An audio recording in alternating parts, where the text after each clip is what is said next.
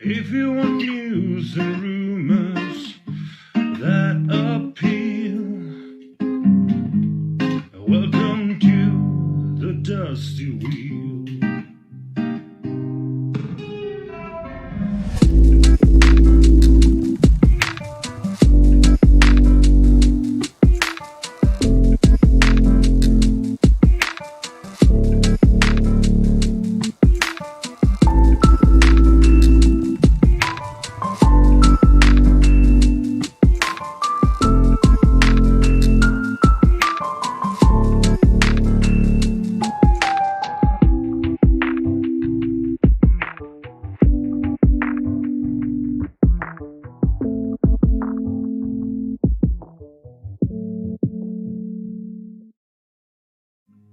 If you want news and rumors that appeal, welcome to the Dusty Wheel.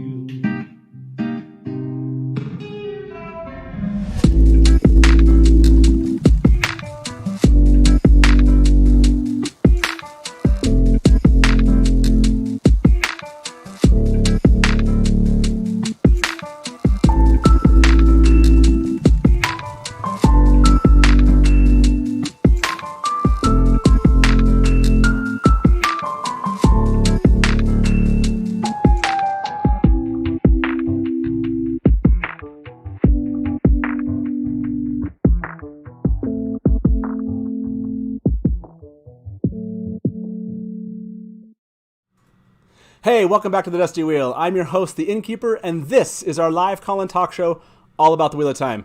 Now, before I bring in my guest, before we start talking about taking the pulse of Wheel of Time fandom, I want to remind everyone this Sunday, we're actually back doing a live adaptation. Yes, The Dragon Reborn. Episode 1 of that third book is going to be a lot of fun, especially because of our special guest, Swana Sadai of the Weaves of the Wheel community on Instagram. Can't wait to have her here with us on Sunday. That's at 4 p.m. Eastern. Now, the following Wednesday, we're coming back with our second episode for new readers of the Wheel of Time. I cannot wait to have the Wheel Reads podcast with us. You met Alan hopefully last week, and his crew is going to be with us next Wednesday. We talk all about the Wheel of Time from a new reader's perspective. And one final note. I don't know if you noticed, but I made the news today, the weekly Wheel News. Rob, Taylor, put that graphic up. Rob put me on the news. Apparently, I've abandoned the inn to join Randland Rock Tour. That's right. Tarmon Gaidonit 2020 coming to Camelin. That was a nice Photoshop job, by the way, Rob. For those of you that are watching, if you're not following the weekly Wheel News, you need to. His stuff is hilarious. And he has like I said, he has a nice touch on Photoshop. So anyway, that was hilarious. A great way to start off a Wat Wednesday for me, but this is the perfect way to finish it. Let me welcome my guest tonight, Greg Lindsay, or the rogue Aelfinn of WoTPolls on Twitter of Time, if you will. Greg, welcome to the Dusty Wheel. Thank you. So great to be here at the Dusty Wheel. Thank you, Innkeeper. Really appreciate it. Yeah, absolutely. So, Greg, for those of you that are watching, maybe they're not on Twitter, they've never heard of you or what WoTPolls is. Maybe tell the fans a little bit about what it is you're doing on Twitter. Sure. Well, Twitter of Time is an online forum devoted to the Wheel of Time and the upcoming TV production that's going to be on Amazon. And it's a community that has come together over the past 2 years, ever since Rafe Judkins announced the show was going into production. And it's an opportunity for us to not only engage with live video, with discussions, but also to take advantage of one of Twitter's most powerful options, the poll. So I was like, how do I, use this in order to better engage with this family that's growing around me? How do I, maximize people coming together to discuss statistics, which I love so much? And so it was a no-brainer, and I felt like doing it on a daily basis was a great way to 24-hour polls just seem perfect. Daily basis. That sounds like a great idea. until you're like 3 months in. Like, how long did the daily poll thing? Like, what was your streak? Well, at first I was like, this is just gonna be amazing if I could just get like 100 people to look at this a day. But sure enough, it was, a few hundred people a day. And I was like, wow, this is just becoming so much fun. And so the first few months, there was just huge creative energy and all this inspiration. And I was like, I'll be so happy if I can just get to 100. But then, I blew 100 away and I had 200, 300 polls. And after about a year or so, I was like, can I really keep this up? One, quality poll every day, because I didn't want it to just be, something superficial.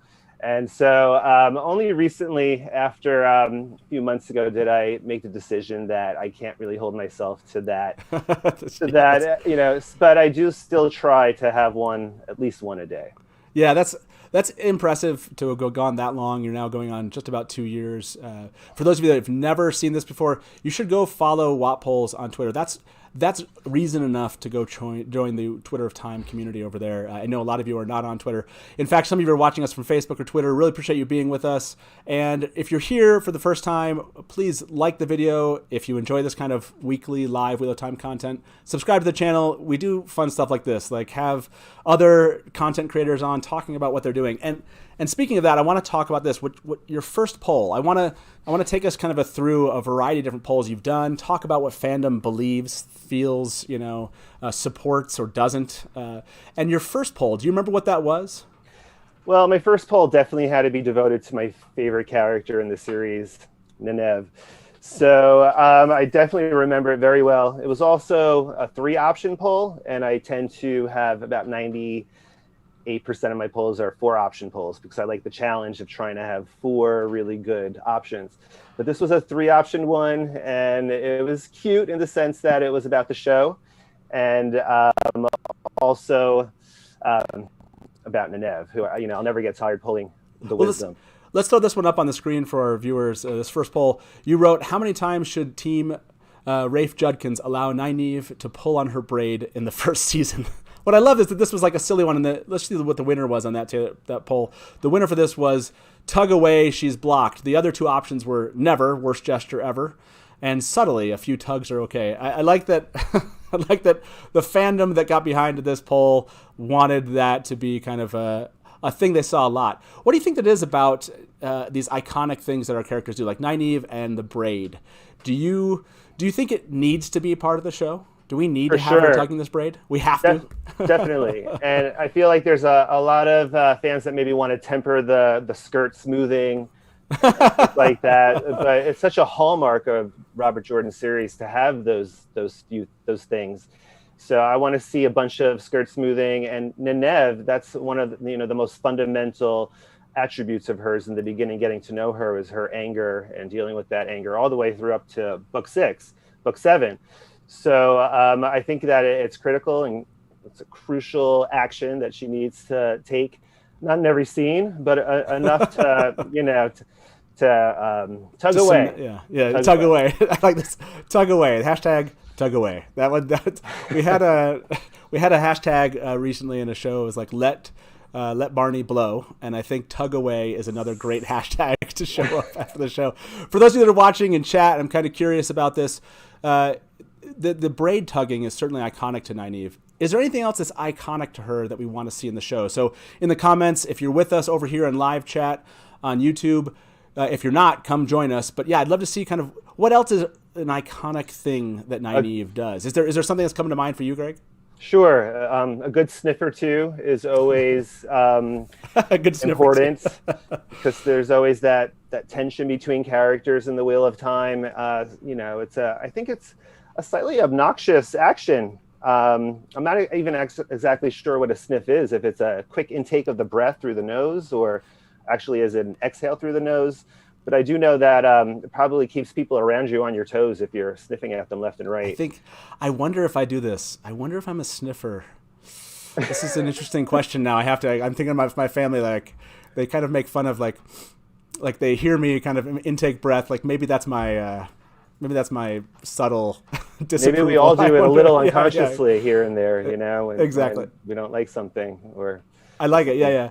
Well, this is a great first poll, but I do like that as your polls kind of grew and as you started reaching out and kind of figuring out what should I ask fans about, you did start to kind of go down that road of, favorites or least favorites. So I want to show the second poll. This one, I don't know if this is a cliche answer or just an expected one, but you wrote, consensus is an analysis of the best of all worlds. All criticisms a validation of our love for what the wheel represents. That being said, who's the most annoying character and why? And your options were Fail, Gawain, Egwene, and Elaine. And for those that are maybe listening to this later or aren't watching, I bet you can still guess who won this. It was Gawain at 56%. So I'm kind of curious if our chat crew here agrees. Of those 4 options, give me a thumbs up if Gawain is the most annoying of those 4. Why do you think that? I don't know. Did you dislike Gawain this much? Was he your pick for this on this poll? It's hard for me to hate any of the characters. I think that those were my options because I just had a general sense of what was a bit despised in the fan base. And so I knew those were some of the go-tos. And of course, he had to be there. He made a lot of decisions that irked me, especially towards the end of the series. But I never had a loathing towards him personally. Yes, this is an important part, and Taylor can throw this up for us. I want to remind everyone that's watching, obviously these polls are somewhat going to deal with things that might be spoiling the series. Yes. So if you're watching right now, just remember the show does contain spoilers. We're not going to go out of our way, but I know some of the poll questions we're going to review will bring up things that happen later on, and Greg and I will probably say some things here that might spoil a couple things. So just remember that. We'll leave that banner up as a reminder to those who, nothing's been spoiled yet, but it's coming. I am watching chat. Definitely, tons of thumbs up for Gawain this way. I kind of wonder, and I'm curious for you and for those in chat, is this how you want the show to deal with Gawain? What I mean by that is, do you want Gawain to be immediately annoying? Or do you want the annoyance to kind of build over time? Do you want to feel empathy for this character? Or do you want them just to kind of dig into this idea that fandom finds him extremely annoying and just make a really annoying character out of him? What's your call, Greg? Here, would you if Rafe was doing this, he knows Gawain is kind of the character fans love to hate. Would he, do you feel like you'd write against that or write with it? I don't think he's going to set out necessarily. I mean, what do I know? But to make him unlikable, because I don't think he is unlikable at first when we get to know him in Kindland, when Rand topples down into their garden. And even when he first goes to the White Tower and such, he seems like a pretty cool guy, and he's training with the warders, and probably until he becomes a youngling, then he starts, going against some of our beloved characters with the coup of Sanche. So I think that his actions are going to speak for themselves. I think that people are going to, if they end up disliking him for the reasons that, that he puts forth. And I also think that I'm really interested to see how fans like or dislike, or how they change their likes and dislikes after seeing these new interpretations of characters. Yeah. For the first time in 3 decades, we're going to see something other than our headcanon. And I'm really fascinated about what is there going to be a character that's not liked at all that becomes such a stunning success because people love the actor or the actress, and vice versa. Yeah, I kind of wonder if that will happen with Gawain. And that is to say, I mean, I'm seeing comments here, make him Joffrey. I like that one. I want him to not be annoying. People are pointing out that he wasn't annoying at the first, but let's be honest, it's not like we got a ton of Gawain before he became annoying. And what I mean by that is, I'm hoping a bit here that Rafe will take some time and develop a character that when he does begin making decisions that maybe in the books we did not like as much, that we won't be immediately like, yep, here's the guy I hate, moving on, I just hate this guy. I'm hoping there's more nuance to his decisions that come through. So, and Noel just put in chat, and I think this is an interesting point. He said, Dusty, well, I think they need to emphasize Gawain as a mirror to Rand. Both characters make many mistakes as they grow, but Gawain chooses the wrong side and doesn't get the same glory. It's an interesting point, which is, it's not like some of these other characters that we love don't make really stupid choices too. Rand makes plenty of choices that I'm annoyed by. So, yeah, that's an interesting piece. Now, we brought up Gawain. For this next poll, I want to move to a character that I think that a lot of fans actually love, especially who they picked to play this character in the show. So let's throw up the third poll here. You asked fans which relationship is most sacred to Moiraine, and you put as options Tom, Rand, Swan, and Lan. Lan got 35%. Now, Rand got 26%, Swan got 20%, and Tom got 17%. So it wasn't like this was far and away a clear distinction here.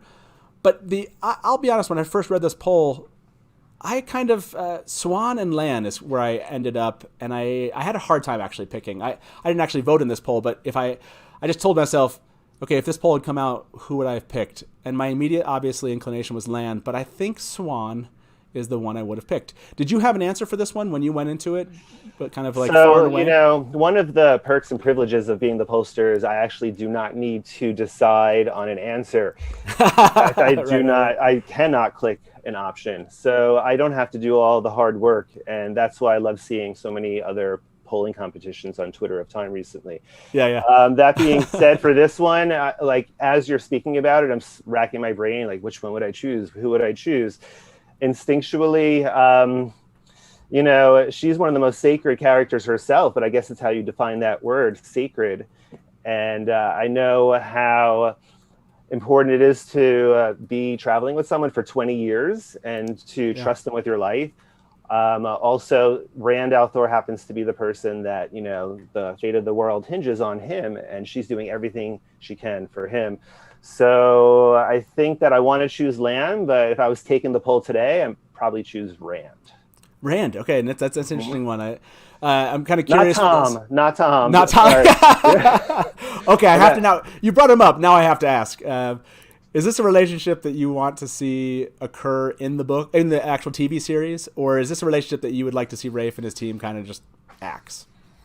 I was just one of the relationships I just didn't buy. I felt like towards the end, a lot of pairing ups occurred that I wish didn't occur because I think people end up being independent in life. And towards the end of an age when there was so much upheaval and so much ruckus and so much war, I don't know, maybe that does drive people together for, you know, the love of life and for love. But that one in particular, I just didn't see it coming, other than some foreshadowing from Min, other than, you know, him doing what, of course he would have, again, everything's a spoiler here. Of course he was going to go rescue her because he is a hero as much as Nat is a hero, and they're going to do what they need to do.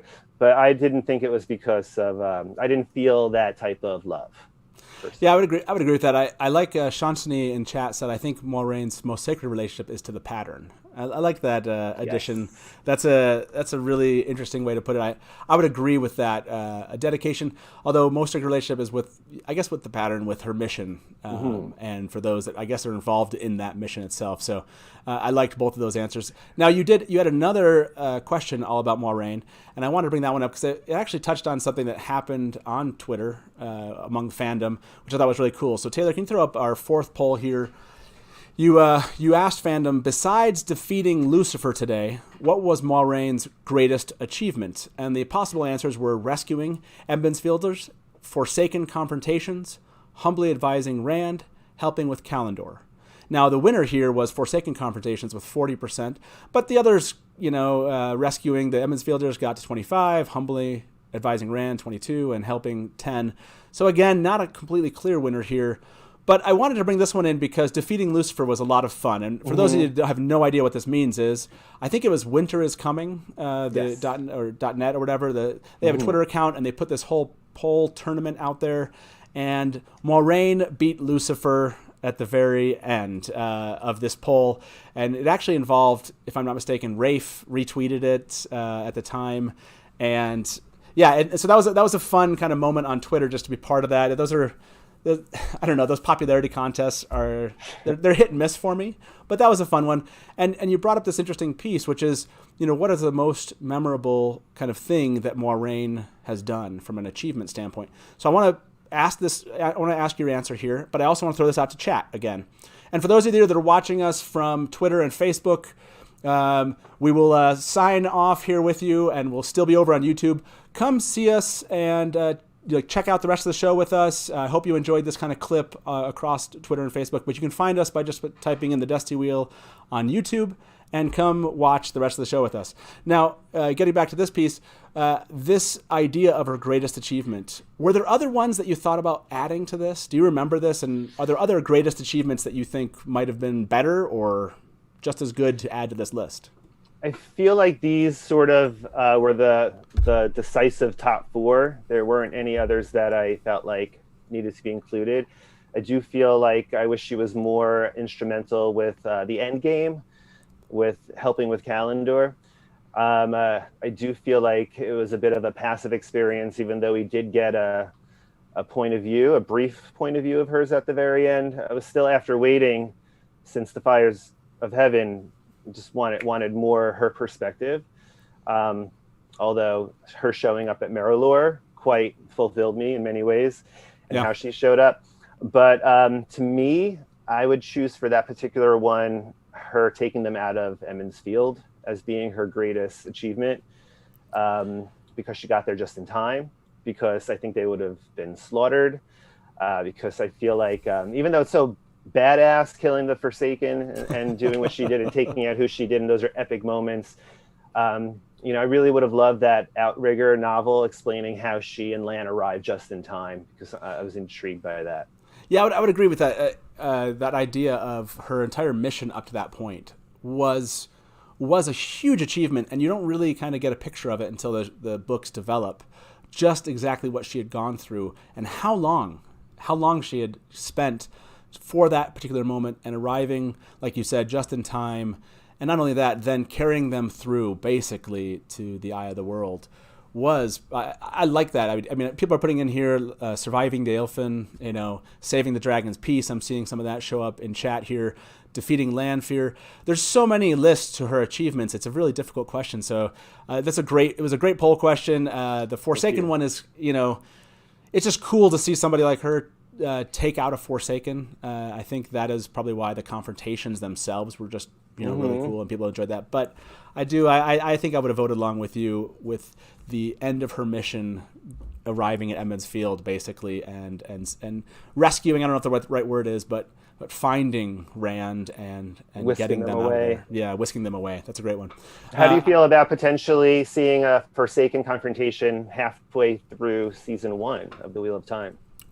You're polling me. I like this. What are my options? Yeah, I really love it. I don't love it as much. Let's do a scale from 1 to 10. 1 to 10. I'm kind of I would say at a 4 there. And the reason is, I think it's really early on to establish a Forsaken. I think having a confrontation potentially, I'm trying to think, with some other, creature of the dark potentially, but I feel like a Forsaken there, especially if she took them out, would be a little bit too quick. Now I know maybe what you're bringing up is, maybe I'm gonna counter ask you this question, which is, do you think season 1 with the show is going to get through just one book, the first 2 books, or 1.5? Where are you at with that question?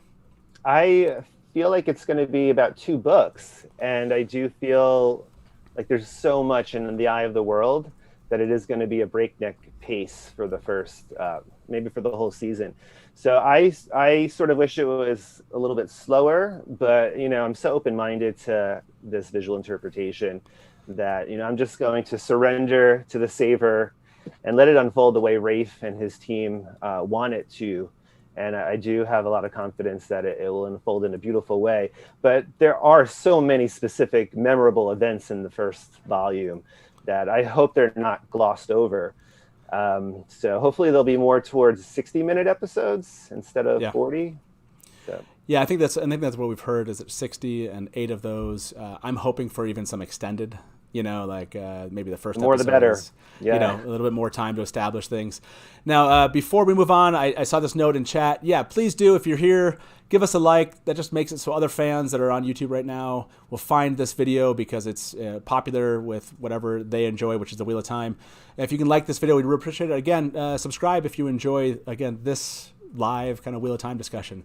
And now getting on to this next piece, and I think this is where we're gonna end with character discussions when it comes to polls, but we have to touch on this character, because I think no polling of Wheel of Time fandom is done unless we mention Egwene. So let's look at our fifth poll that you put out. This first one is interesting. I think I wonder what fans in chat are going to say for this.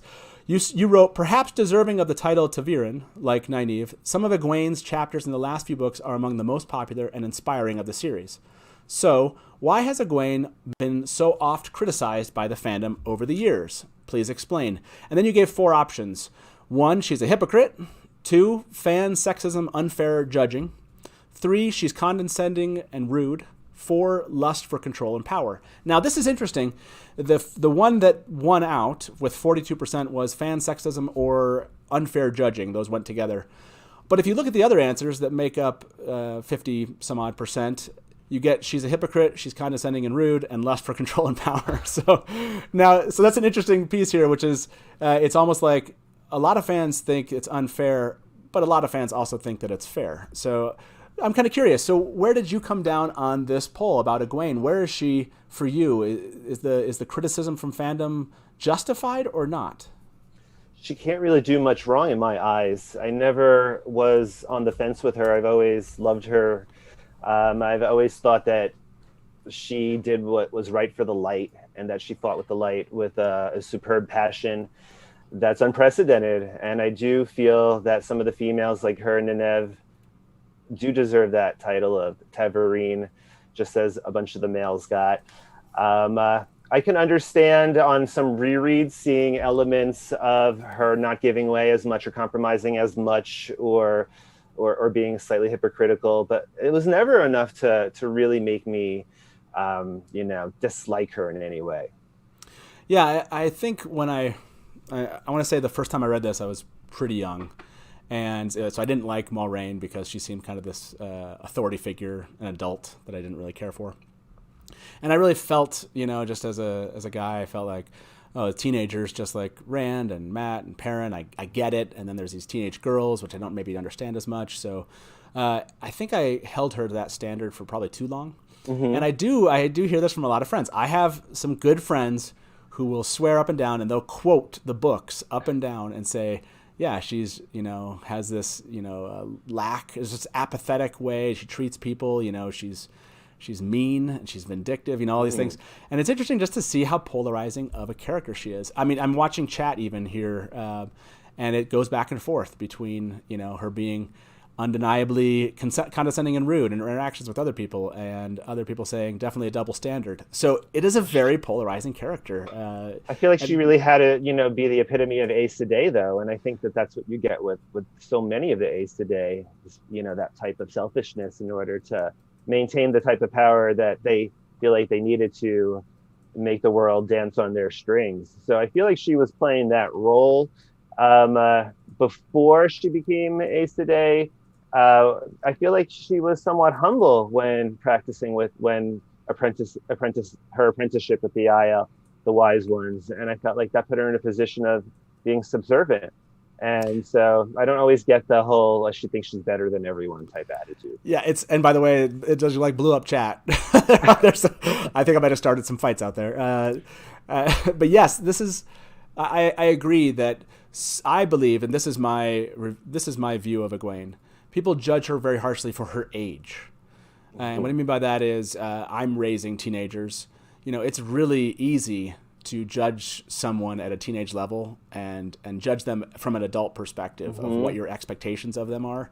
And I think any one of us as a teenager placed into the position that Robert Jordan placed these characters, I think we would have made some of these mistakes, decisions, whatever you want to call them. And so I do think people judge her harshly for her age is my point. So that's kind of where I fall on that. Now, you asked a second question about her, which I thought this one actually kind of caught me off. It was really striking what fans decided about this, and really interesting. I want to know where this question came from. So let's look at this next poll. I think this is number 6, Taylor. You wrote, even though Robert Jordan loved to couple most of his main characters, who should have remained single throughout the whole series for the overall benefit of the story and their own personal arc? Your options were Egwene, Perrin, Rand, and Matt. Egwene took almost 70% of this poll. And I don't even know what to say about this. I'm struggling to understand exactly why here. Now, do you remember this poll, and did you get a sense of why this? Did people in their replies to this, did they explain themselves why they thought that should be the case? I think it was simply because that at the end, she had so many responsibilities and had to be so narrow-minded on the last battle. And Gawain was really being insolent, messing things up and disobeying her and getting in the way. And yes, of course, he saved her from the blood knives, but at the end of the day, he just wouldn't listen to her. And I think that she was correct in making it clear to him over and over that, you need to give way. I have the authority. You need to defer to me. I am the one in charge. And how can you be a ruler when you have people so close around you who aren't letting you rule? So I think that I would have loved to have seen her be just by herself, but I want to ask this same question to chat. I want to see thumbs up, thumbs down. Do you think that Robert Jordan should have kept her single and basically not had that relationship with Gawain? And I'm kind of curious, thumbs up, yes, or thumbs down, no, you want to keep it as is, or you liked it as it was.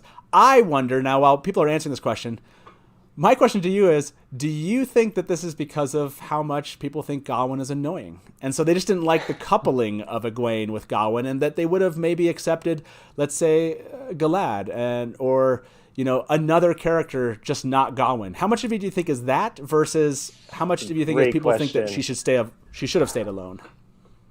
I think it is somewhat irrevocably linked to the fact that he's just annoying. I also do see her as being the most powerful female in the world at the end of the Third Age, as being hindered by romance and love interests to the point where I felt like it wasn't necessary. But I do think that people, 70% you said chose that. I do believe that a lot of it is just because he's annoying. I do think it might have been slightly less if it was perhaps Galad, even though I don't know if people buy that. I don't think everyone needs to be coupled in literature. Yeah, no, that's true, and it'll be interesting to see what Rafe chooses here and his team, which is maybe there won't be as much coupling as there was in the books, or maybe the couplings will be different. By the way, chat's response to this is that they do wish that she had stayed, just in general, single. So that's what a great question to have asked. Where did this question come from? Do you remember kind of coming up with this? Again, it's never a question I've seen polled with fans. Well, you can never go wrong with character questions because there's so many profound characters that we all fell in love with and that we're still falling in love with.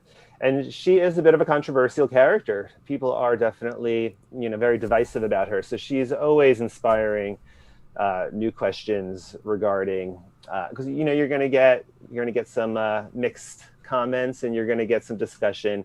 And I feel like both camps are always valid. And Twitter of Time is always so polite and respectful, and they keep it so classy. And it's so great to be able to engage with that community.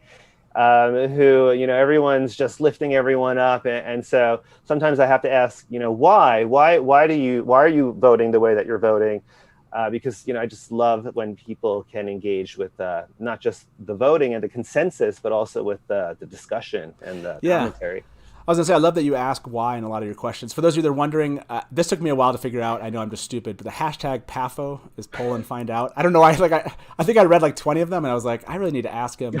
And then I don't know where it hit me finally. I was like, oh, yeah, it's, poll and find out. But I love that a lot of your questions come with why, and that you're just you're creating conversation along with kind of creating a fun, basically a kickoff for that conversation with a poll. So, by the way, I love some of the responses in chat. Just have Steve kill Gawain early. I like that one. That one was a really good one. A lot of people are very much in support of her remaining single. I think Andrew said more one-night stands, less coupling.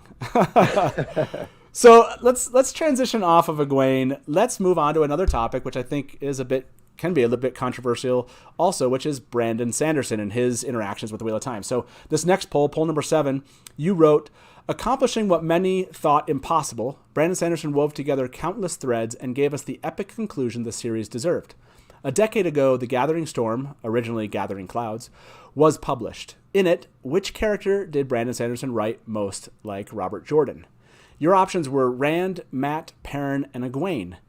Now, this one's interesting because Perrin won this, but barely. Everybody ended up in the almost mid-20s. Perrin won this with like 28%. This surprised me. Matt, I'm not used to seeing anyone say that they thought Matt was written well, especially with The Gathering Storm. And Brandon even kind of agrees with that criticism. But I will say this, which is some fans pay much more close attention than other fans, or care a lot more than other fans do about characterization. A lot of people liked Brandon's Matt. So did anything about this poll kind of surprise you? Well, this is definitely one of my all-time favorite polls. This is a type of poll that I strive for, which has a very narrow spread. And I think this might actually hold the record for the tightest spread. So I definitely am trying to beat that. I feel like it's such a testament and tribute to Brandon Sanderson that options were so close, that he got so many of the main characters right, that people do approve. Because I feel like he did listen to the criticism after The Gathering Storm, and because there was ample criticism. And I feel like he ended on such a high note for everyone on so many levels with so many characters that maybe people were more liable to forgive him for Matt. Or maybe there's some Matt bias where people, we talk about that a lot on Twitter of Time also, hashtag Matt bias. And perhaps people just love, and they're so infatuated with Matt that they're choosing Matt. But I love how all four characters got great, solid representation. Yeah, I love it. I love it. And like I said, in chat, people are kind of just commenting on this. Some didn't like his Matt, others did. But tell me what this is on Twitter Time, the hashtag Matt bias. And you want to give us just a quick summary of, I think we can all figure out what that means, but what do you mean by that?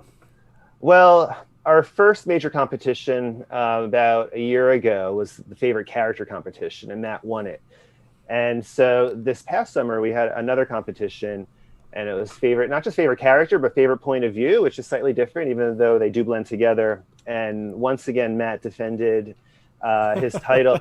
And so there's always an ongoing discussion of why does Matt win everything? I don't think it's true. I think that there's definitely been plenty of polls where he didn't win in fact, very interesting, but in two of our tournaments, favorite plot threads and favorite moments, say a vast majority of the favorite moments and favorite plot threads that made it to the final 8 or 16 of those competitions were not a majority of Matt-based moments, which I found quite interesting because he is the most beloved character officially on Twitter of Time. So the Matt bias is something that might always linger. And hey, he's amazing rightfully so on every level. So. By the way, as you're talking, everyone's chatting about this, and some of them agree, some of them disagree. But I love that Rajesh, I probably mispronounced his name. Let bias blow, I think was his hashtag. I love that. I love that. Let bias blow is fantastic. This idea of Matt bias, I get that. I mean, you hear that a lot with Fandom. He definitely does win a lot of these competitions. I wonder if there's like a counteracting effect now, which is like, I'm not letting Matt win because I've seen him win too many of these polls, so I'm going to pick somebody else. But I did see someone note in chat, they said people just see the name Matt and immediately they don't even read the poll. They just click Matt. That's why it was so stunning that Nenev actually was our top seeded nomination for our last competition. So I really thought that Nenev or Rand or Moraine or someone was going to finally top him because, and Lan was seeded ahead of Matt also. Matt was the third highly seeded one. So even though they got some huge love because that was like a whole week, that seeding process. And just for Matt not to be sitting at the top during that fortnight, it was great to see him not at the top for once, to have that extra pressure on him. But he pulled it off. Yeah. But he still pulled it off. Yeah, exactly. When push comes to shove, there's Matt bias. I love it. Now, there's another question that this one from Brandon, I thought was really interesting. Also, all three of these are really kind of compelling questions that you ask about Brandon. And again, I think these polarized fans. So let's throw this eighth poll you asked about Brandon. You said, when WoTTV becomes the huge success it's setting up to be, talks around more books will inevitably pop up like mushrooms in the Westwood after a May rain. If penned by Brandon Sanderson or even another master fantasy writer, what kind of books would you most want to read? Now, the four options you put were Fourth Age sequel series, Age of Legend prequel series, standalone Outriggers, and you actually put No More Books Necessary, which is the one that technically won this poll. However, 65% technically were voting for there being writing other things here. So this one also divides fandom.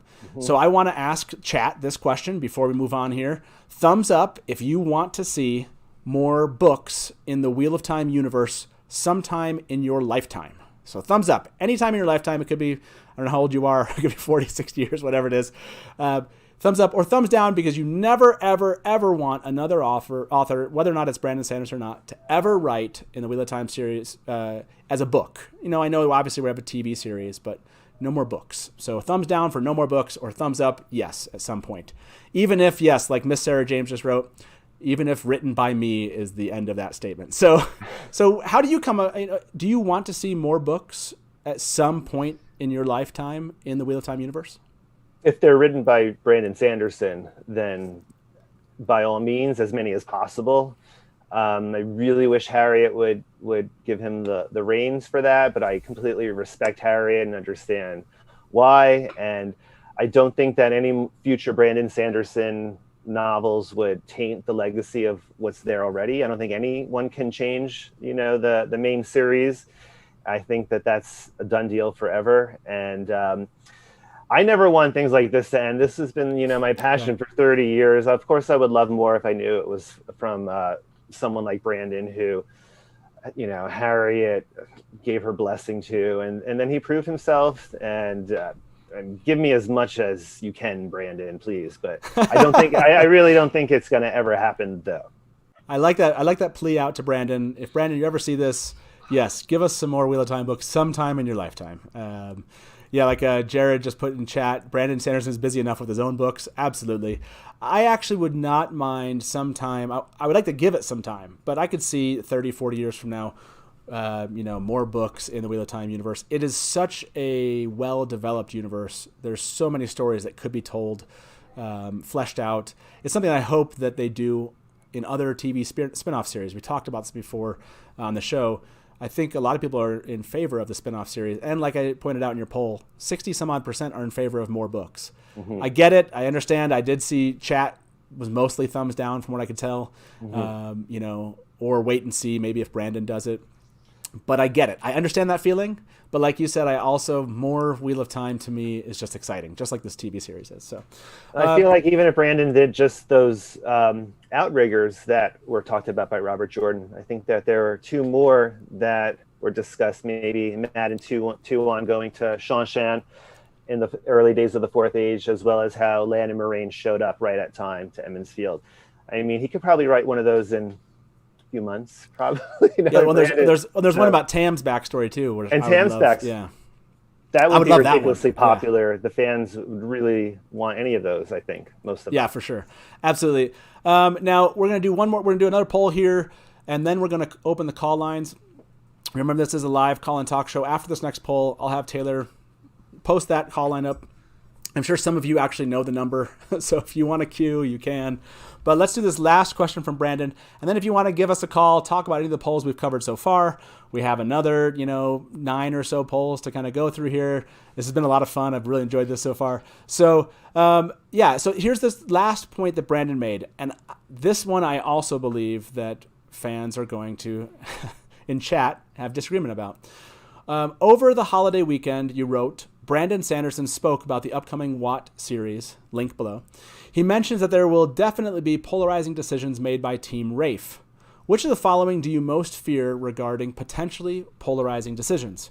The options you put in the poll were 1, altered events sequences, 2, gender swapping, 3, Moraine equals the main character, and 4, many merged characters. Now, many merged characters is the one that won out with 40%. The other amount was kind of split mostly. Gender swapping came in second at 25%. I think this is really an interesting poll. You could have had lots of potential answers here, but many merged characters. What does that tell you? How do you interpret this poll that was the answer that won out of what people are worried about from a polarizing decision standpoint? I think that people understand that with the television medium, that there might be the need to do that. I still think many fans, including myself, are holding out that most of the popular main characters aren't merged. I would love to see 13 Forsaken. I think that they each have their own individual personalities. I think that if a 7-season show, I think that there's room for that. Then again, there's thousands of named characters, but I don't think that we would miss, 4,000 of them.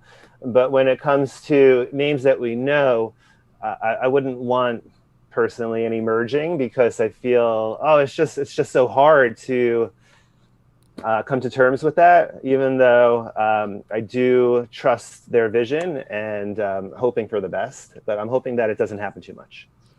Yeah, that's interesting. That's an interesting piece. The merge character thing winning out there. I would agree. I think it has something to do with the fact that people want specific moments to happen, which if you merge a character, it feels like it would be other. They would come up with something new. I did see some comments, gender swapping would be weird. This is an interesting conversation with fans about adaptations. And I've watched lots of conversations go on across social media about these questions, like merging, whatever it is, swapping gender, swapping their sexuality, swapping anything about them, whether or not it's height, all these things. And it's really interesting to me just how much we attach so much love to the character in our mind. Tell me this, was Rosamund Pike's height, did it take you any moment at all when you saw that she was cast? Was there ever a moment you thought to yourself, like, but she's not short enough? Did you ask yourself that question? No, it didn't occur to me. I don't know how tall Rosamund is. Is she very tall? I mean, she's taller than that Moiraine is talked about in the books. And that was like one of the first ones that came out, and everyone was like, I heard people mention it, but no real complaints, because they were just excited about a really quality actor in this role. Yeah. Right? No, I think fans are going to have to let go of a lot of those types of specifics, eye color, hair color. Robert Jordan had all of those nailed for each character, and they're mentioned in the book so many times, but it's going to be really hard for them to be completely faithful to all the little details. I mean, height's more of a bigger detail.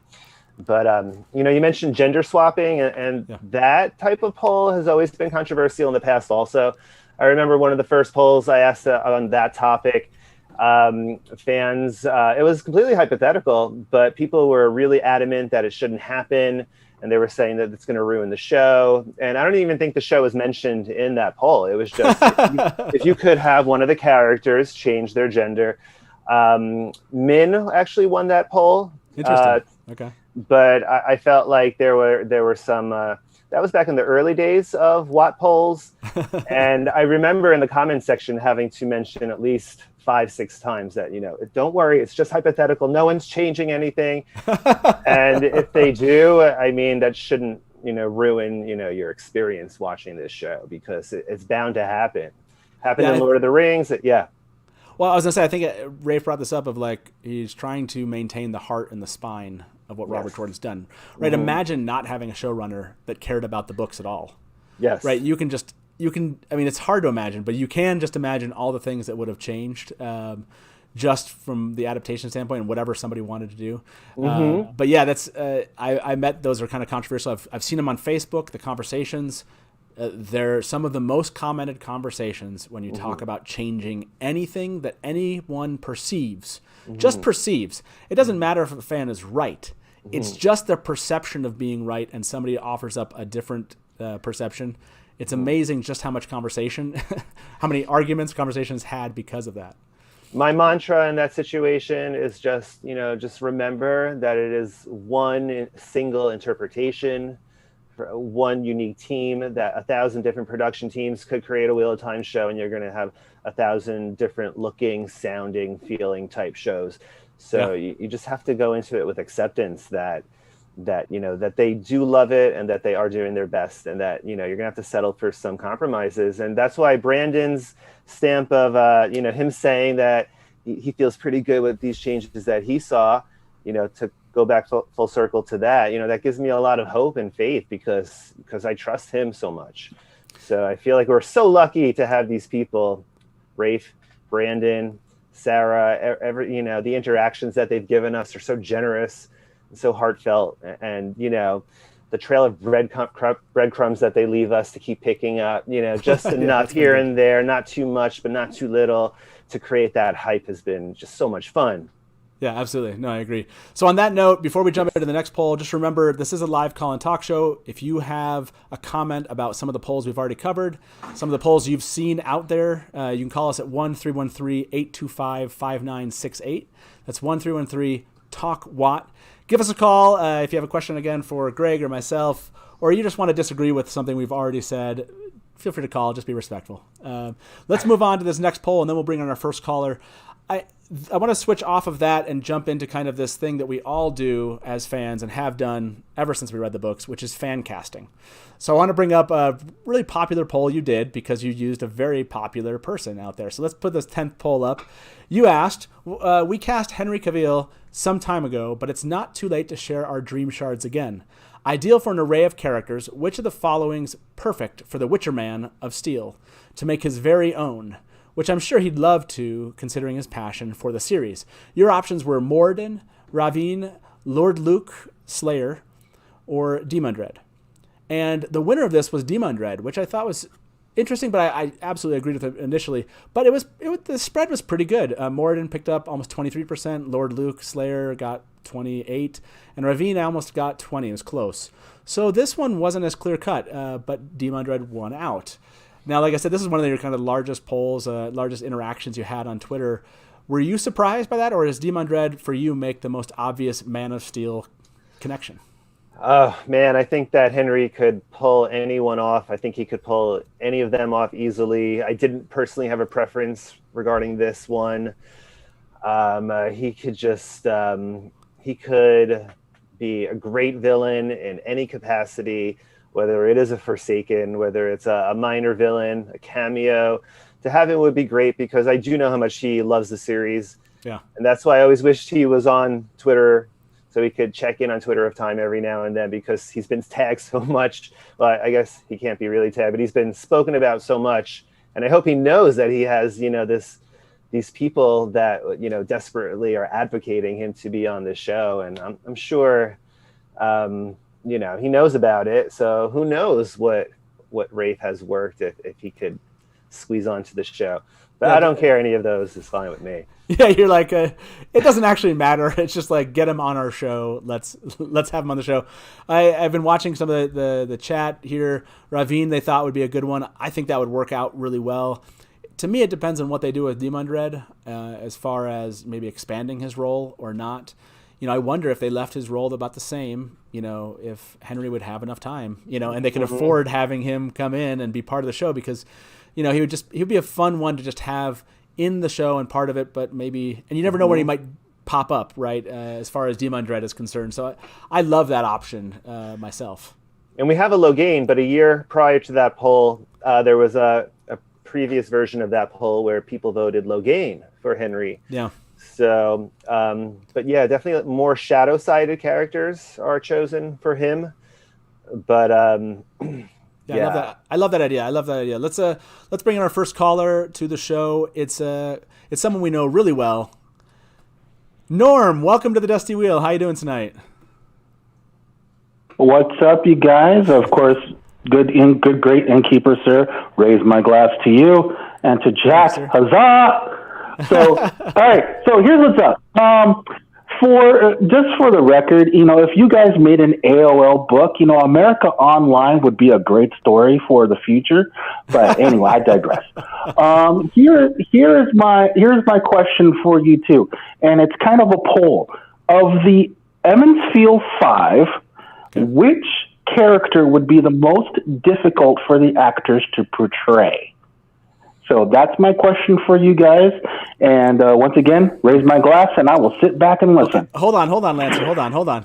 Are you still here? Did I lose you? Yeah, okay. Okay, so I want you to answer that question. I love your questions. You call with really great questions. What's your answer for this? Before we give you ours, we want to hear yours. I would think it would be Perrin, only because he has the most internal monologue going on. So you cannot hear the machinations of his brain, of pretty much everything that goes on and how long he thinks about things. So I would think that his character would be the most difficult to portray on screen. I mean, the brute force stuff, that's easy. But the internal stuff, I think, would be difficult. Yeah, that's Perrin's a good one to pick, especially especially with how much he's in his head the entire series. So thank you very much for that question, Norm, and we'll give you our answers as you sit back on the couch. Hey, we'll talk to you soon. Yes, sir. Sure. Take care, you guys. Take care. So I always love Norm's questions. What's your thought here? How would you answer this question for him? He picked Perrin. Do you agree with that, or would you pick somebody else? Well, thanks again for the question, Norm. I don't think I would agree with that. I think I would choose Rand just because of the entire gamut of emotions and moods and attitudes and personalities, and not just prior to the Gathering Storm and post Gathering Storm, but just even building up through the series. He goes through so many different types of emotions on the whole spectrum that I feel like that's going to be really, really hard to portray. Perrin does, of course, he is in his head a lot, but I feel like there's still enough action and events and plot for Perrin that, I think that I don't know if the audience will know that that's missing necessarily, unless you've read the series multiple times. So that's I think I'm there with you there. I mean, if not for the fact that we go through all the transitions, people are talking like emo Rand and Jesus Rand and Zen, whatever, all of Rand's transitions, I might have picked, if not for that I might have picked what Robert Jordan does with Matt, only because he doesn't have something like the others do, right? Mm-hmm. Egwene, Nynaeve, right? They end up having people and talents that he doesn't, right? And so portraying this person that's almost like becomes a tag along at some point, and him having to kind of stretch and become something that he wants to, and is not necessarily guided to it as much as all of these others are kind of almost given their missions straight up at the front. So I like Matt for this answer just because he's somebody that's searching much longer than I think the rest are. The others are kind of almost immediately dealing with known issues. I mean, I know he has the dagger and such, but I think Matt's going to be a really hard one to pull off really well, and I'm hopeful. I think Barney can do it. I'm hopeful for it, but I think Matt's going to be really tough. So. He does go to some really dark places too in the beginning of the story. Who do you think would be the easiest to pull off of the Emmons Field 5? Ooh, that's an interesting question. So I'm going to ask everyone in chat this same question. Who is the easiest of the 5 do you think, from an acting standpoint? I would have probably picked Perrin here.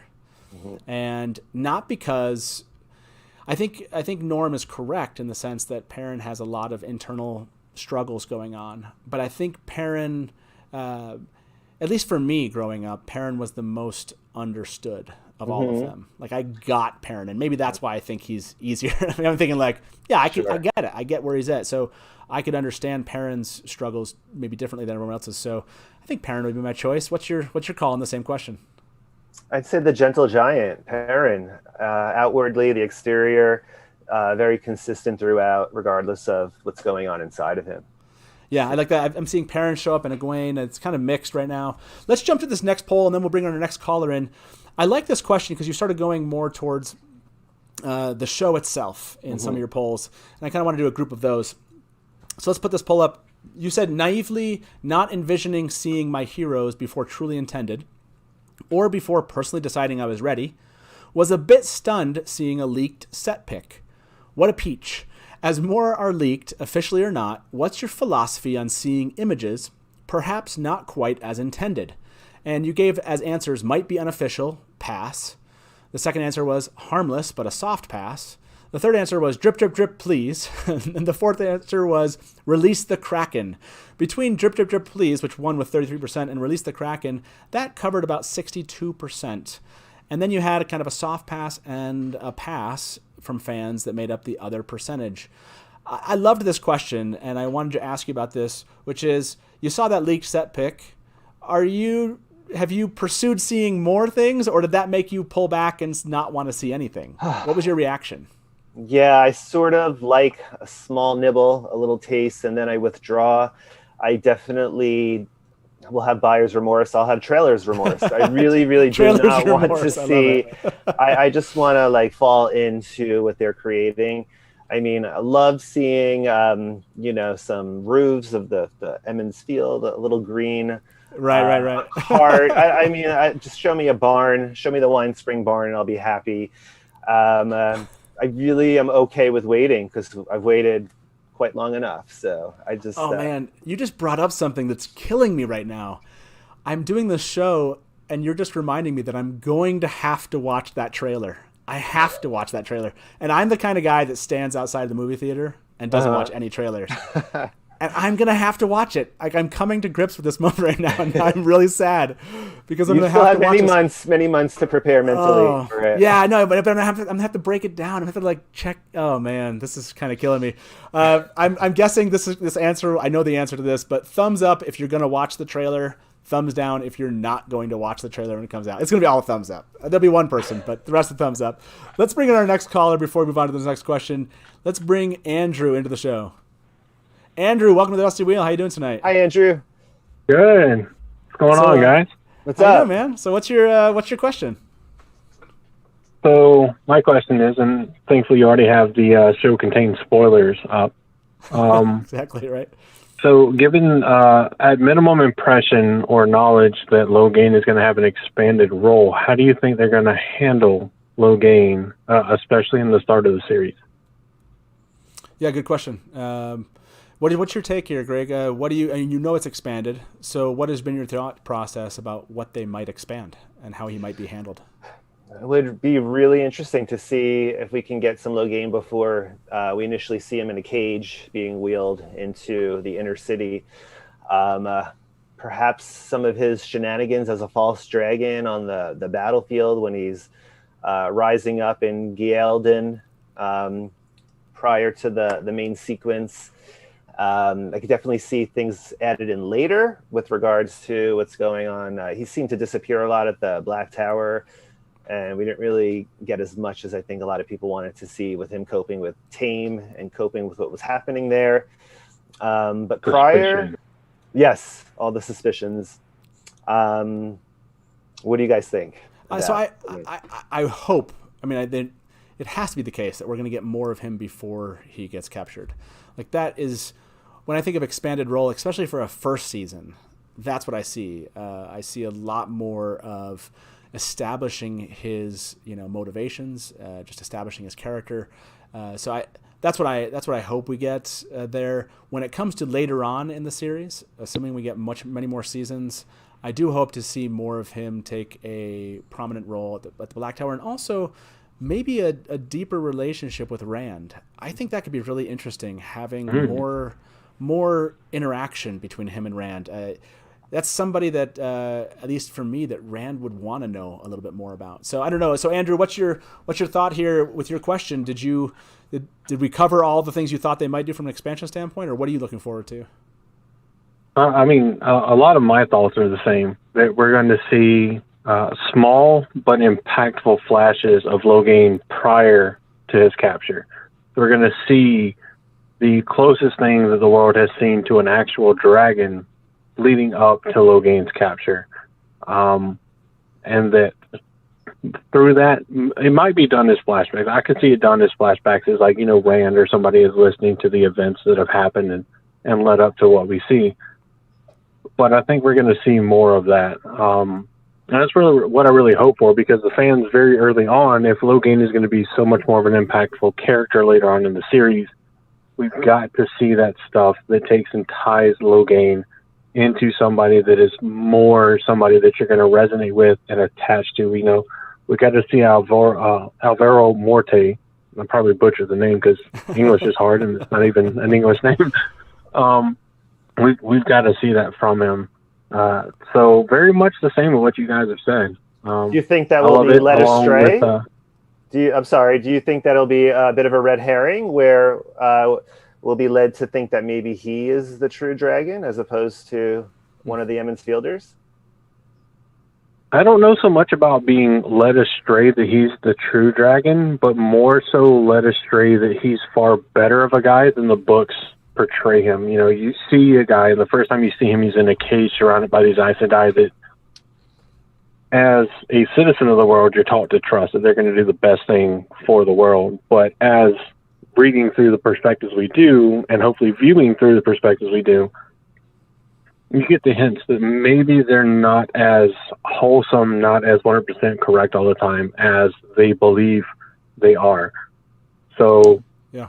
I think Rafe could do a very interesting dynamic there with making him seem like somebody that could be the dragon. Yep. And then spinning that later on in the series as somebody that is crucial, true to the actual dragon. Yeah, I love that idea. Hey, Andrew, thanks as always for calling in. For those who don't know, Andrew runs Black Tower Podcast. He's one of the three. I don't know. I don't know if I should put you at the top of those three. He's one of three that run the Black Tower Podcast. Definitely check them out. They're wonderful guys and do excellent content. And they know everything there is to know about the Black Tower. You can catch them. I can say I love Greg's. Oh, thank you, Andrew. I love you too. Thank you for all your support. I mean, I love you too. Your polls are dope. But I can't help but being distracted by the Cave Geek Arc rendition of the Wheel of Time map behind you. Because a little Easter egg on that, the flag for Murandy, I believe it's Murandy, would be wrong if I wasn't popping into one of his random streams. So that's like my claim to fame. Should be Black Tower Podcast, but it's that. That's awesome. Hey, Andrew, appreciate that, man, and we'll talk to you soon, I'm sure. Thanks, Andrew. Have a good evening. Oh yeah, love you guys. You too. Love you too. Yep. Bye bye. Yeah, that's you brought up an interesting point before we move on to the next poll and then get our next caller in. I actually think that they could sell this like the White Tower is going after the dragon reborn, and they think they are capturing him like they're going to, hold him. In other words, like I could see them trying to sell this like Moiraine's off on some kind of wild goose chase, but the White Tower's doing the real work here. Mm-hmm. And I could, and maybe even that Swan led them down that road to believe that, to purposely kind of throw them off from what they were doing. So I almost might like that. That would be an acceptable thing for me. Let's jump to the next poll here. I like this one because, again, it goes down this idea of what fans feel about the Wat on Prime series and what they think they should be involved in. So let's see this poll number 12. You wrote, although many on Twitter of Time have a pipe dream to appear as an extra, or perhaps even more, on the forthcoming TV series, there are certainly other capacities one can be involved in. Which team would you be most thrilled to be on board as a member of? And you gave options: 1, special and visual effects; 2, costume and wardrobe; 3, script and continuity supervisor; and 4, location scouting. So script and continuity supervisor was the winner with 45%. This one made me laugh, which is not that, being in any of these roles would be really interesting, but script and continuity supervisor is very specific. So why do you think that fans picked that overwhelmingly so? What's your take on why that won this poll? I think that the Wheel of Time is so precious and sacred to the fans that they just would love to have that opportunity to be the overseer for the fan base, to be able to monitor and keep their finger on the pulse of this production and make sure that things aren't going crazy. And because the Wheel of Time fans are a bunch of voracious readers and writers. So I think that was something that they would naturally want to fall into. And so many scripts they would be directly involved for the duration of the show. You can only pick out so many locations, I think, before, you're pretty set on that, I guess. But yeah. I agree with this idea, which is, I think there's just so much feeling of ownership by fandom, when it comes to the series, that even knowing that Rafe, is a fan still isn't enough, right? It's like, okay, I get that he's a fan, but it'd be nice if I could be part of the scripting team. And, even knowing that Sarah Nakamura, who's also a huge fan, is on the continuity side, if you will, of this. It's still like, yeah, but they could use one more fan in there. And that should be me. While Rafe is protecting the heart and spine, I'll protect like the hands, the feet. I'll make sure that it kind of gets there. So it is a funny one for me. Honestly, I would have picked the same thing.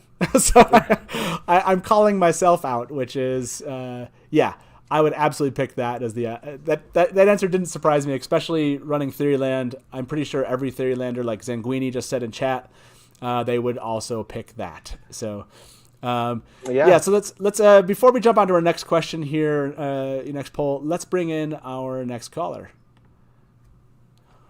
Hey, Frenzy, welcome to the Dusty Wheel. How you doing?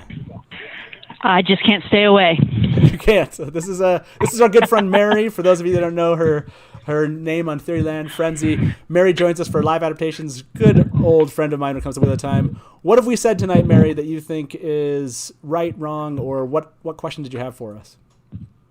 Oh, well, first of all, I just want to say I love Rogue Aelfinn on Twitter, and I love the polls and just giving opinions right, left, and center. It's awesome. I've been you've broken my heart on so many polls, and I love it. Thank you, Mary. Thank you so much.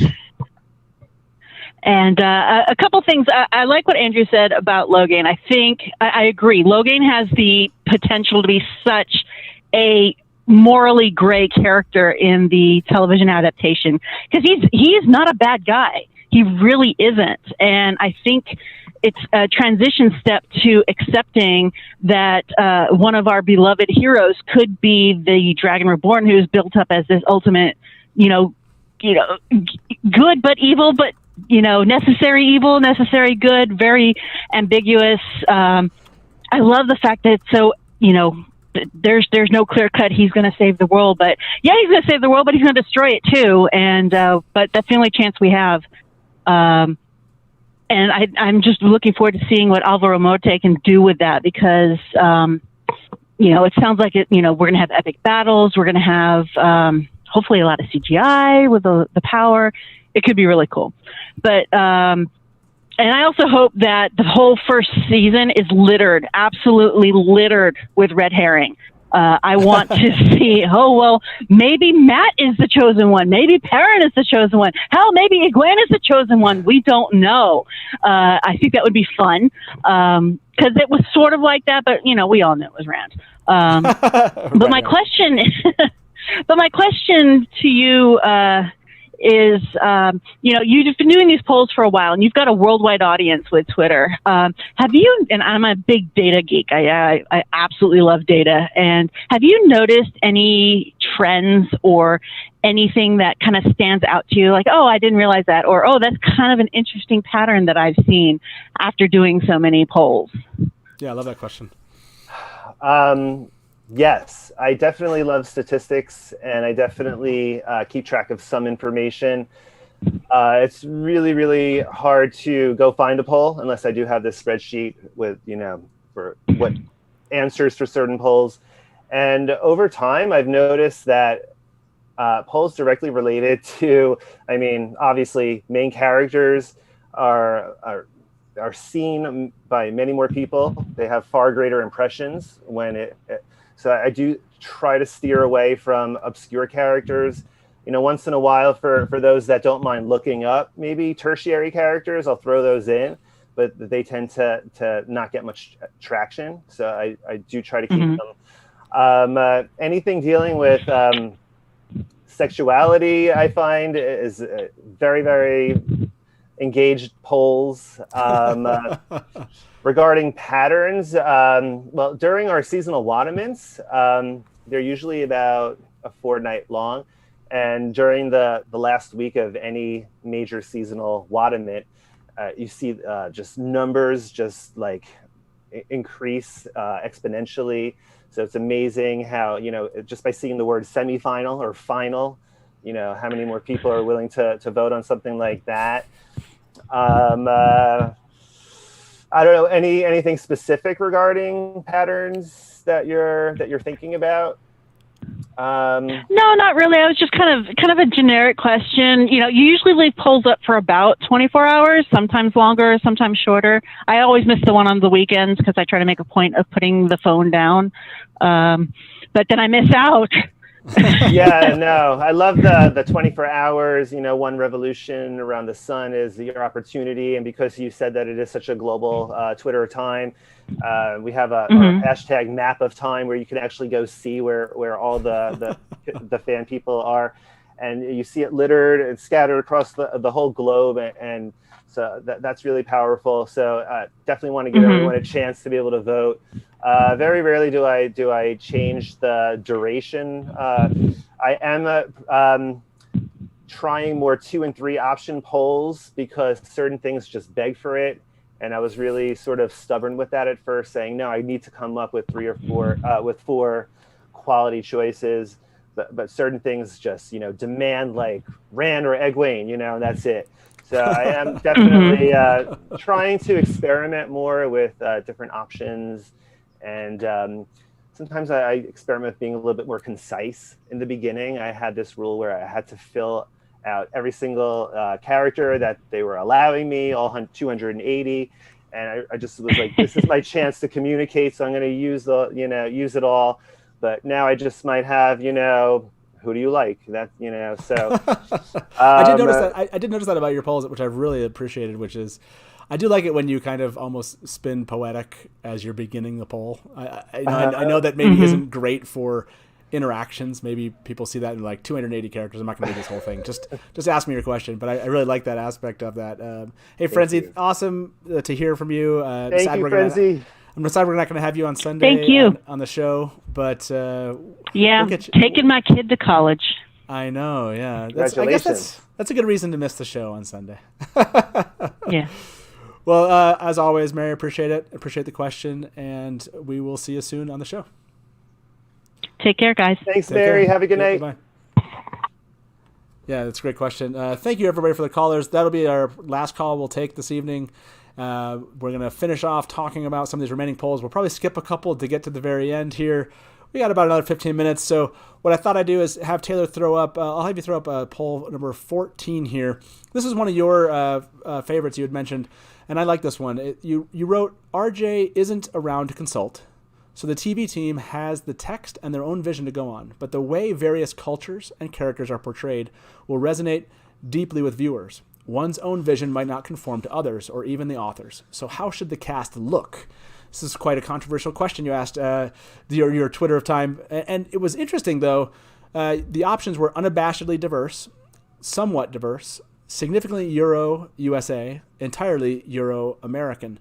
The winner here with 73.5% was unabashedly diverse, and then 19.8% somewhat diverse. I mean, add that together, that's somewhere around 93% of your, those that responded said basically diverse, which makes a lot of sense because the Wheel of Time is diverse, yes. And so I was happy to see that answer, which was most fans that answered the poll, at least on Twitter, were saying, yeah, they would want it to be diverse.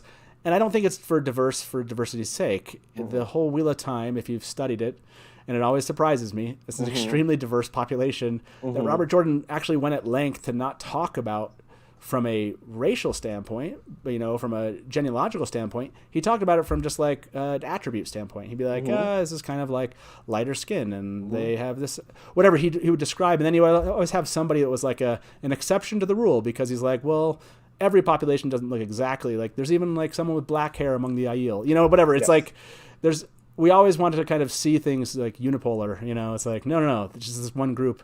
So, but why was this question, you mentioned this one of your favorite questions. What did this mean to you, the answer that you got and putting this question out? I mean, gosh, I was just so proud of the fact that so many people would choose that, that I could be a part of a community that understands that skin tones come in a full spectrum, and that it is a visual interpretation, and that Robert Jordan, did leave it open, and that's been cited so many numerous times, and people, have the evidence, and they're quick to post it and share that and help the vast minority understand, why, this is more than, it's not okay, it's brilliant. It's exactly not what it needs because it's a TV show. It's what it needs because it's a Wheel of Time production, and that is the Wheel of Time. So exactly. As Christine Oakley put in chat, culture. Exactly. And that's what I hope they do focus on with the TV show. I hope that the cultures are just really diverse, as in specific. I mean, that you can tell this person's from this cultural background, and this person is, or maybe a mixed cultural background, but from from these different nations that it has, and not so strictly kind of the way that our world tends to be political and think about things from a racial standpoint. I'm so glad that it sounds like they're going that way, because that is the Wheel of Time, and I'm happy to discuss that point with anyone that would like to. So yeah, I like that question that you'd asked a lot. But I did want to bring up this other poll question that you asked. Also one of your favorites because of a favorite character. So let me put this one out. This is number 15. You asked, although the mission isn't quite clear, you're at least certain you fight for the light. Yet Nakomi insists the shadow only benefits the more key intel is spread. Grabbing the enhanced sleep weaver that melts wards, you settle down to sleep. Whose dreams will you spy on? And the options were Matrim Cawthon, Perrin Ibarra, Egwene Alvir, and Nynaeve Almira. I love these options. This is the weirdest, so I don't know what I expected the answers to be, but the winner was Egwene Alvir, 42.8%, and then Matrim, 38.4%. So here's a place that Matrim did actually lose a poll. Mm-hmm. I don't know why people wanted to spy on Egwene's dreams, other than to see her spying on Gawain's dreams. I don't know. I don't know what. This is such a weird one for me. I'm kind of curious how anyone in chat would have answered this. Whose dreams could you have spied on? You don't have to choose those four. Whose dreams in the Wheel of Time would you have spied on? Did this one surprise you as far as an answer, Egwene? Yeah, I mean, I don't know. I mean, well, that's why Nakomi's so endlessly fascinating, because she's so mysterious and she's just thrown in these moments late in the game, and we just have so little to go on. So I really try every now and then to do a Nakomi poll. Like, what is she up to? What are her motivations? Where is she? What are her intentions? Sometimes they even become a choose your adventure type poll, where tomorrow's poll will be based upon how today's was answered. And so Nakomi's been in a few of those. I don't know what her motivation for Egwene per se would be, other than that, Egwene has some major power at the end of the Third Age. True. But I could see Nakomi probably wanting to, if Rand's dreams weren't properly warded, maybe looking on his more than Egwene's. But Rand wasn't an option. Was Rand an option in that poll? I don't think Rand was an option in that poll, so that makes sense. Yeah, but I have to say this. To me, I guess, spying on her, for example, in Tel'aran'rhiod, totally get. Her dreams, I think, are pretty specific. At least the ones that Robert Jordan shows us, which is she's when she wants to go dream, it's just she wants to get away from all of her mission stuff, and she wants to get into, her mission stuff with Gawain, if you will. So it's creepy. It's definitely touchy. Yeah, this is one of those. This is one of those funny questions. I'm going to bring up this next poll deals with the creepy aspect of this, which is poll number 16. I love this one. You wrote, the Dark One and all the Forsaken are bound to be worshipped by those swept away by the alluring, attractive, charismatic, and captivating chosen. Who would you most want to spend an intimate evening with at the Anceline Gardens in a potentially sexy shared dream shard? This is such a great question. By the way, this is the final. This must have been a tournament one. Yes. Hashtag final. Lanfear or Sindain was an option. Demundred, Ishamael, and Grendel. I guess Ishamael / Moradin, Grendel / Hessalam. Now, the winner of this was Lanfear with 55.7%, and the rest had about 10% or so. So this one is hilarious. Okay, look, to all the fans of the show, they know how much I love the character Lanfear.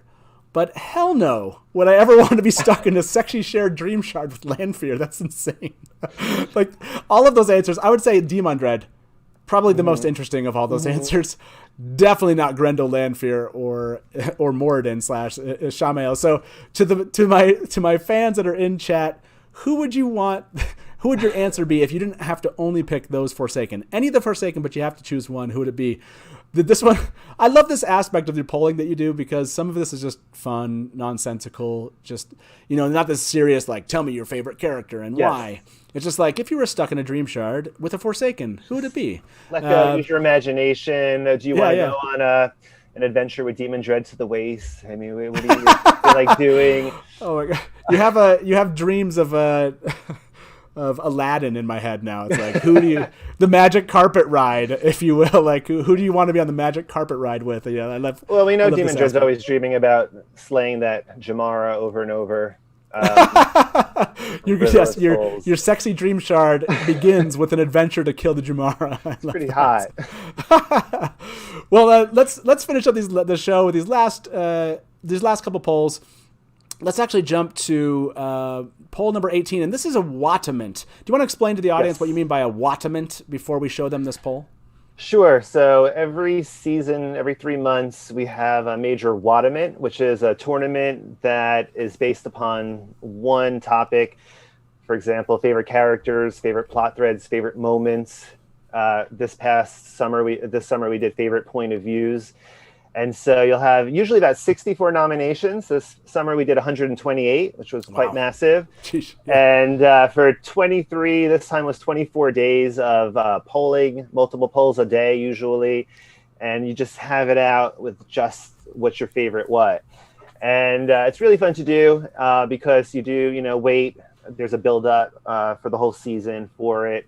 And then I find that when the WoTPolls is over, after so much going into it and so much fun, I find I get new creative inspirations for my normal daily non-WoTPolls polls after that. So I do feel like it breaks up the season nicely, and they've been really fun to. Yeah, these are obviously some of your most voted upon polls.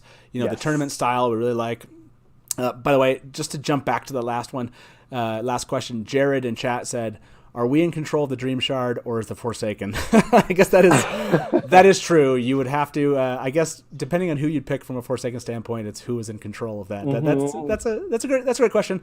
I think that's a good follow-up question for Yes. the actual WoTPolls themselves. So let's jump into these last two WoTPolls that you had. This first one was poll number 18. Was which one is your WoT favorite POV? And you actually the finals were. One, Nynaeve Almira. The second one was Rand al'Thor. The third one was Matrim Cauthon. And the fourth one was Lan Mandragoran. Now, like you said, Matrim won this one with 44%.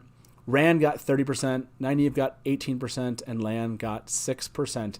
Was this a surprise to you? Or it was just like, this is the Matt bias you were talking about? He won.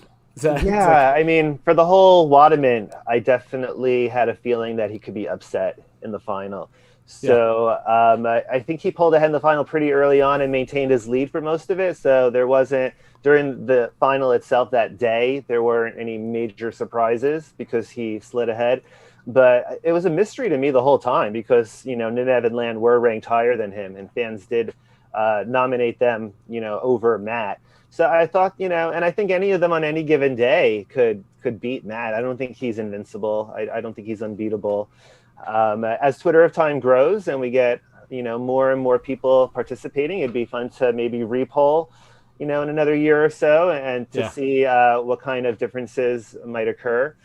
So for that one, I was rooting for Nynaeve because on my first read, she was my first main love for the Wheel of Time. So I really was pulling for her for the upset.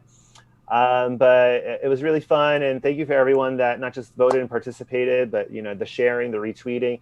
I really try to maximize the consensus. The more consensus, the more accurate, if that could even be applied. And to promote these characters, to promote Robert Jordan, to promote the Wheel of Time, and so it's always very appreciated. We have a couple coming up in the near future. Well, next season in the autumn, we have favorite non-point of views, which I'm really looking forward to. It's giving other characters a chance to shine. That probably took some research to do, or is taking some research. Yes. Well, we've already started a nomination thread that people have added to over the last month, and I'll throw it out there a couple more times. Awesome. And we're going to try to get 64, the Hopper, Tigraine, Sameshta, Narg, all these characters that need celebrating also that are, just are not main characters. And then we'll do horses. That will be a brief, short one, like the Sexiest Forsaken. That'll be short. And then I'm also really looking forward to favorite objects of power. I think that will be really interesting. Yeah, those are all fun ones coming up. This last one we'll show, and then we'll kind of tie up the show here. Favorite WoT moment was another WoTment you just did. The last options were Perrin forging. I ruined this word. Malioneer. You have Nynaeve unleashing the Golden Crane. Is it Golden Crane? The Rand and Nynaeve cleansing the taint, and Varen says wearing green. Cleansing the taint actually won out here with 36%. I was actually a little surprised after seeing those options that won out. I remember it being, as part of when I was reading it, really cool, but not as impactful as that. So that's interesting to kind of see that win out for fans. And that one's I'm sure that's the same thing. You have to like start with 64 options. There's a lot of options for that to have won out. So yeah, these are really cool polls. For those of you that are watching, please do go, jump over to Twitter, go follow Rogue, Aelfinn, WoTPolls here. Take part in the polls. This is a lot of fun, like you said, Greg. As we get closer to the TV show coming out, hopefully we'll see Twitter of Time, just the audience there grow. Yes. Have you thought about doing polls on Facebook? Have you thought about kind of branching out, or you just want to kind of really sit in the space? I feel so at home at Twitter of Time. Sure. The people there are I have such amazing connections, and I feel like they're really, everyone supports each other. And to venture out to Facebook, I don't know. I feel like, I don't know if it's just my comfort zone, but I just feel like there's so much going on. It's hard to keep up with Twitter of Time as it is. That's I don't know how to branch out. But yeah, you need a team. It's like, it's just like I totally respect all the content you're creating on Twitter, and for you to go out there and do these even daily, even putting content out on a daily basis is a lot of time. We really appreciate it. As you can tell, I know Mary called in. You had a lot of fans. Andrew called in. Lancer called in.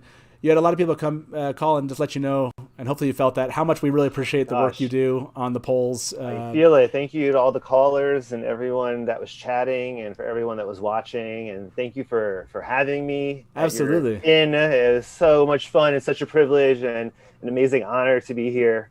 And I loved every second. We'll definitely have to have you back. Especially to this kind of episode. We'll see what the fans, how they thought. I loved this, just talking through, kind of doing almost like a summary of the last 2 years of your life in 19 polls. And I'm sure it doesn't scratch the surface, but it was just a lot of fun to take kind of a little view into what fans have been thinking and see what fans in chat and how they differ on these type of things. So again, if you want to be part of the conversation, go join Greg on Twitter of Time. Like I said, Rogue, Aelfinn, or WoTPolls, you can find him there. And hopefully you'll be back with us. Remember, this Sunday, we're going to do a live adaptation. We're starting with The Dragon Reborn, episode 1 there. If you remember how we ended The Great Hunt controversially in our live adaptation, we're going to start from there and get into The Dragon Reborn. That's going to be a lot of fun. And so, again, thank you for everyone that showed up in chat, took part. Hopefully you liked the video. Please, if you haven't, as the show is ending, please go give the video a like just so other fans can find it. Subscribe to the channel and be back here every Watt Wednesday and Sunday this month. We're having shows, 6 straight shows over the next 3 weeks. We're looking forward to it. So that being said, you can find us on Discord. Check out all these links in the description below of the video, and we'll have a little post discussion that we do over there. So if you have thoughts, you just want to chat with fans after the show, go meet us over on Discord. So that being said, thanks again, Greg, for being with us. Really appreciate it. It was a lot of fun. And as we say around here, good night from the Dusty Wheel, and smash to black. If you want news and rumors that appeal, welcome to the Dusty Wheel.